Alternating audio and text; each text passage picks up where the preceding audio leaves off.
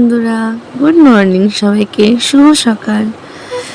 তো ছোট্ট জানায় অনেক অনেক ভালোবাসা আর বড়দেরকে প্রণাম জানিয়ে আমি আমার আজকের ভিডিওটা শুরু করছি। তোকে স্কিপ না করে পুরো ভিডিওটা দেখে আমাকে কমেন্ট করে অবশ্যই বলে যাবে। যদি ভালো লাগে, ভালো লাগলেও বলবে, খারাপ লাগলেও বলবে। তো আজকে সকালবেলা উঠেই দেখছি প্রচুর পরিমাণে বৃষ্টি হচ্ছে। তো তোমাদের দাদাভাই তো অফিসে যাবে, তো আজকে আমি রান্নাটাও করে দিতে পারিনি।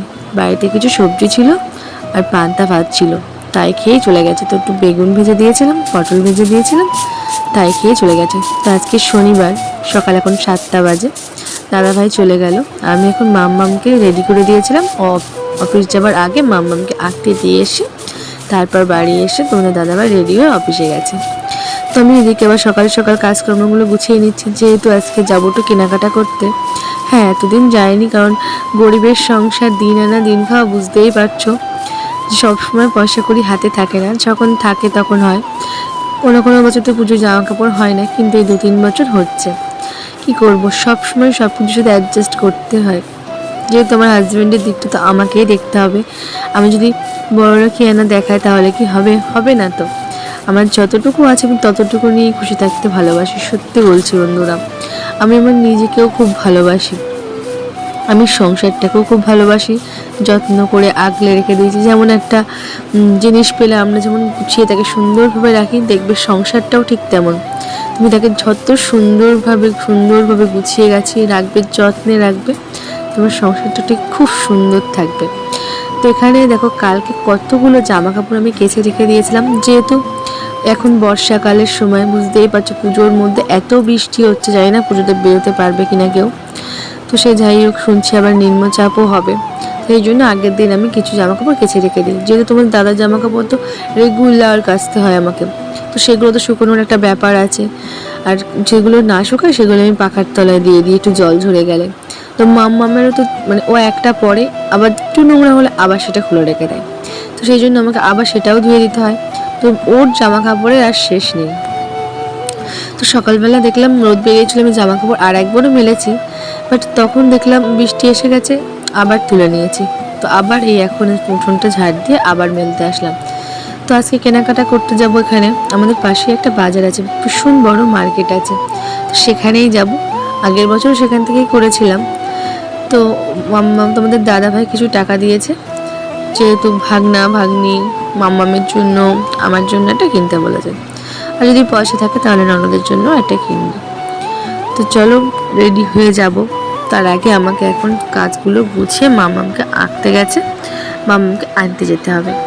তো তোমরা কে কোথা থেকে দেখছো বন্ধুরা, আমাকে কমেন্ট করে অবশ্যই জানিও।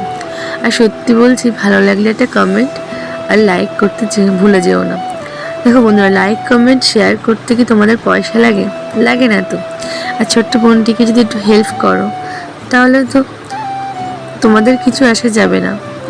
আর ভালো লাগলে অবশ্যই বলবে, যদি বলো খারাপ লাগছে আমাকে বলবে যে বোন ভিডিওটা ভালো, তাহলে।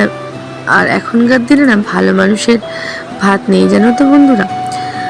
তো যেহেতু আম্মামকে বাড়িতে নিয়ে চলেও এসেছিলাম, তো সেই ভিডিওটা তোমার দেখাতে পারিনি। রেডি হয়ে গেছি। তো আজকে পুরো ভিডিওটা কিন্তু স্কিপ করবে না, খুব ভালো লাগবে তোমাদের আশা করি। আর ভালো লাগলে লাইক কমেন্ট শেয়ার করতে থেকো। এরকম আম্মামও রেডি হয়ে গেছে, আমি মাম্মাম আর ভাগ্নি, আমরা 3জন যাচ্ছি। চলো কাজ করে যেতে হবে। তো বেরিয়ে পড়েছি, প্রচুর পরিমাণে রোদ। আমি সাইকেল নিয়ে যাচ্ছি এখন।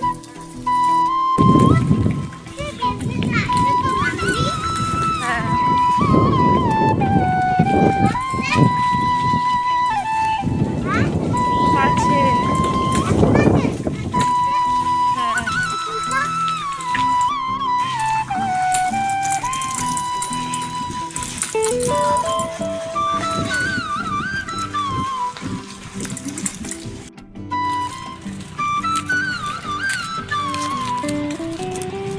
প্রচণ্ড টাক ফাটা রোদ পড়েছে। তো এবার আমরা প্রায় মেন রোডে এসে গেছি।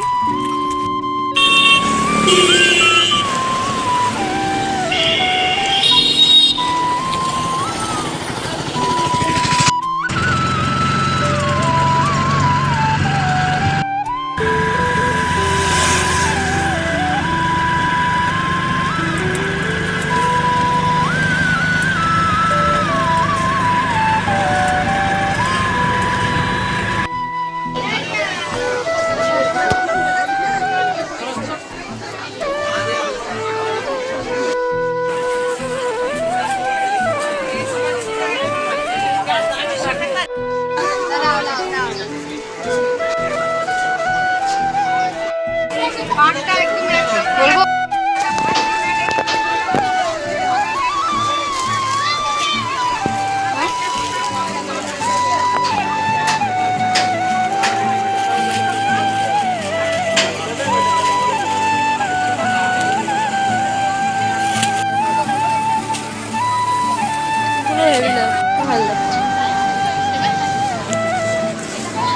দেখা যাক কালার আছে কি দেখি একটু